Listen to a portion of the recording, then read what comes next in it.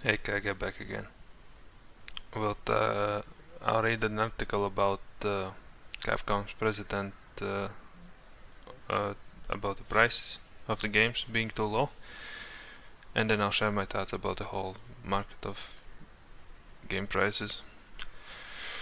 Let's see. Capcom president Harushiro Tsujimoto claims that the retail price of video games is currently too low. According to a report from Nikkei, during Tokyo Game Show 23, Tsujimoto said that development costs for video games have become too high. Development costs are about 100 times higher than during the Famicom era, but software prices have not gone up that much, he explained. Additionally, he claimed that there needs to be pay raises, saying, considering the fact that the wages are rising in the industry as a whole, I think raising unit prices is a healthy option for business. Tsujimoto also went on to claim that the slow economy wouldn't have a big impact on video game prices either. Just because there's a recession doesn't mean you won't go to the movie theater or go to your favorite artistic concert.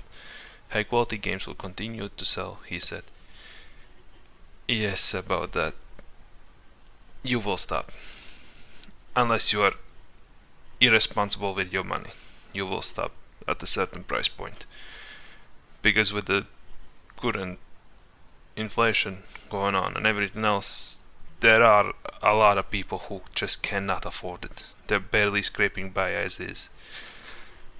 So if you raise the prices, you're already guaranteeing that a certain percentage of people will not be able to afford the game, at least at launch.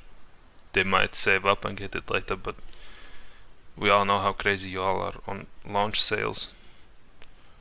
So will be a certain percentage of people that just can't afford the game.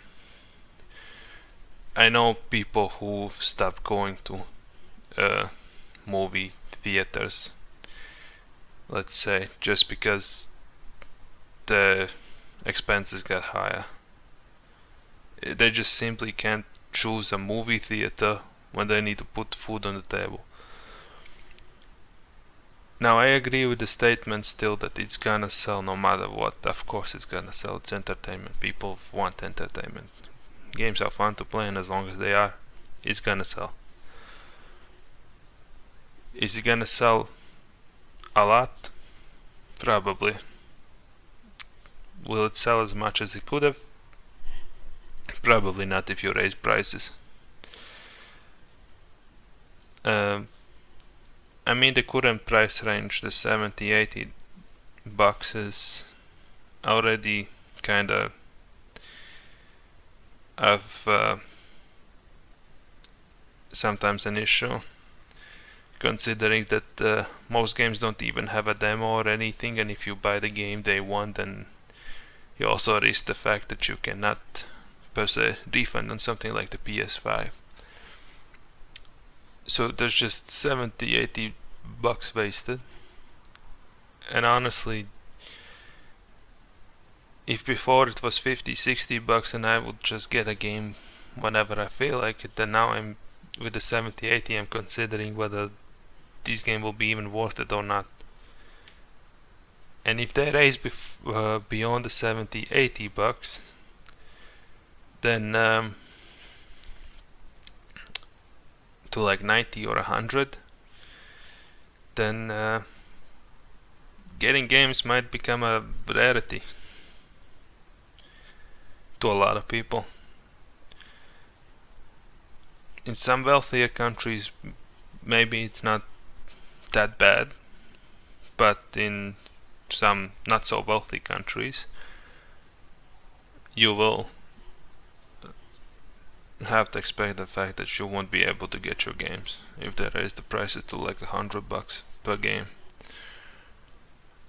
And another bigger problem for me is the fact that the game prices did go up a bit, maybe not enough to satisfy them, but you know what else back in the day wasn't? Microtransactions. I read a comment down there that said like back in the day the games cost like 80 bucks if we translate it to today's money. and development budget wasn't that high. But back then, there also wasn't no microtransactions. Now, when you buy a full-ass priced game, it's like an expectation to get microtransactions in the game. And honestly, if you expect me to buy a game for $80, $70, whatever, or more like a single player game that is a full base price game, even multiplayer ones, if you ask a base price of the $70-$80, then you better not have microtransactions in them. I know that's how a lot of these companies make money, but the greed has to stop at some point. I mean, Ubisoft has ruined every game for me with their microtransaction bullshit. And if this continues on, every game will be ruined. As long as you sell your game full price, then don't put microtransactions in them.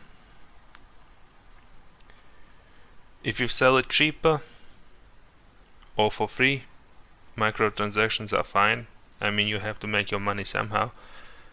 But the fact of the matter is, a lot of times, developers will, well, not developers, but these companies, it's not exactly developers' fault, it's the higher ups, and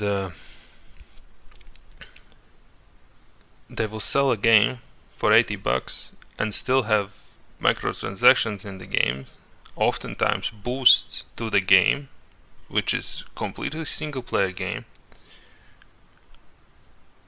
for their greed. So my point being is, if you want to raise your game prices, remove microtransactions completely. If you truly raise your prices, let's say to the 90 or 100, then there better not be a single microtransaction in any of the games. Let's continue. Publishers have started to charge $70 instead of the previous norm of $60 for PS5 and Xbox Series X and S versions of their games during the current generation. This started with the big developers like Activision and EA. First party publishers like Sony didn't initially raise their prices on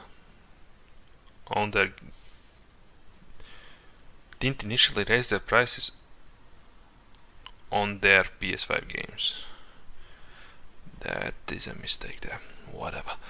As Ratchet and Clank Rift Apart and Return over $60, however, Horizon Forbidden West and God of War Ragnarok were given the $70 price tag on PS5, and the upcoming Spider-Man will have that as well. Microsoft too followed suit late last year. Even Nintendo priced its big sequel, The Legend of Zelda: Tears of the Kingdom, at $70. Although the company said it's evaluating prices on a case-by-case basis, which we'll see how that goes in all honesty. I mean, sure, probably not every game will be $70, but probably most of the big ones will be. Capcom, however, has continued selling its own games like Street Fighter 6 and Resident Evil 4 Remake, $60. And that's on the iPhone 15 port of it. It's possible that Capcom will raise the prices of the standard version of the current generation games to $70 in the future. However, one of Capcom's next big release is Dragon's Dogma 2, which seems like a likely candidate for a price raise since it's current generation exclusive. Sure, if they raise it to the current norm of $70-$80, yeah, that's fine. But where I am, we still get the Resident Evil and the Horizon Forbidden West for $70-$80 instead of $60.